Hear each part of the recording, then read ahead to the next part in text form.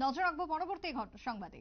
সাম্প্রতিককালে রানীর বাজারের যে ঘটনা, তার প্রতিবাদ জানালো এবার সংখ্যালঘু সম্প্রদায়। বিশেষ করে তারা 4 দফা দাবিতে সামিল হয়েছেন এবং অন্যদিকে দাঁড়িয়ে তারা রাস্তা অবরোধ পর্যন্ত করেছেন। রানীর বাজারে মূর্তি ভাঙা একদিকে, অন্যদিকে সংখ্যালঘু পরিবারদের উপর হামলা করা হয়, আক্রমণ করা হয়। তার প্রতিবাদ জানিয়ে আজ গণধর্ণা। 4 দফা দাবি আদায়কে কেন্দ্র করে তাদের এই ধর্ণা। 1 সপ্তাহের মধ্যে যদি সরকার এই ক্ষতিপূরণ না দেয় বা সমস্যার সমাধান না করে, তাহলে তারা রাস্তা অবরোধ করবে, এমনটাই সিদ্ধান্ত জানিয়েছেন সংখ্যালঘু সম্প্রদায়ের ব্যক্তিরা। কি বক্তব্য উঠে এসেছে আজকের অবরোধকে ঘিরে, শুনুন।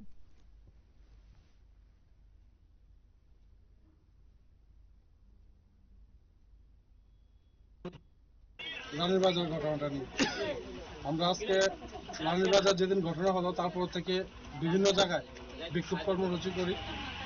তার এই অঙ্গ হিসাবে আজকে আমরা গর্জির ডাব বাজারে বিক্ষোভ কর্মসূচি গ্রহণ করি, কিন্তু সরকারের কোনো কর্ণপাত হয় না। এখানে রানীর বাজার যে ভিকটিম পরিবারগুলি তারাও এখানে এসেছে। আপনারা তাদের মুখের থেকে শুনেছেন ওই দিন কি পরিমাণে বিভৎসতা ছিল ওই রাতটা। এমনকি ফায়ার সার্ভিসও যেতে পারেনি, পুলিশ কোনো সাহায্য করতে পারেনি। বাড়িঘর সবকিছু যখন জলে পুড়ে ছাই হয়ে গেছে, তখন ফায়ার সার্ভিস ঢুকেছে। তাই ত্রিপুরাবাসীর কাছে আমি আহ্বান রাখছি ওনাদের পাশে দাঁড়ানোর জন্য। আর আমরা এই রাজ্যবাসীর কাছে বলতে চাই, আমরা সংখ্যালঘু পরিবারের পাশে থাকব। যেখানে কোনো সংখ্যালঘু পরিবার আক্রান্ত হবে, আমরা তার পাশে গিয়ে দাঁড়াবো, কোনো পার্টি দেখে না। আর রাজ্য সরকারকে একটা জিনিস বলতে চাই, আমরা এত কিছু ধর্ণা করার পরও যেহেতু রাজ্য সরকার টনক করছে না, আজকে রবিবার 7 দিন টাইম, আগামী রবিবার মধ্যে যদি রাজ্য সরকার তাদের ক্ষতিপূরণের ব্যবস্থা না করে, 7 দিন পরে আমরা ন্যাশনাল রোড বন্ধ করে দেব, জাতীয় সড়ক অবরুদ্ধ করে দেব। তখন আমাদের কাছে আর কোনো রাস্তা থাকবে না, কারণ আমাদের পিঠ দেওয়ালে ঠেকে গেছে। এখন পেছনে যাওয়ার রাস্তা নেই, সামনে পুশব্যাক করতে হবে আমার।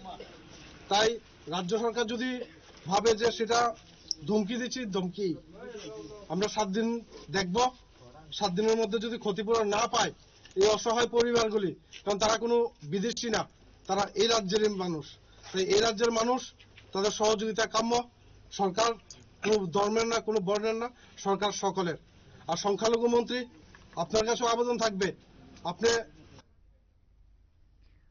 আপনারা শুনলেন সংশ্লিষ্ট সংখ্যালঘু সম্প্রদায়ের বক্তব্য এবং তারা এই ঘটনার তীব্রভাবে নিন্দা জানিয়েছেন, ধিক্কার জানিয়েছেন। অবিলম্বে ঘটনায় যাতে প্রকৃত সাজা পায় অভিযুক্তরা, সেই দাবিতে সরব হয়েছেন সংখ্যালঘু সম্প্রদায়ের কর্মীরা। ছোট্ট বিরতির পর ফিরে আসবো, সঙ্গে থাকুন।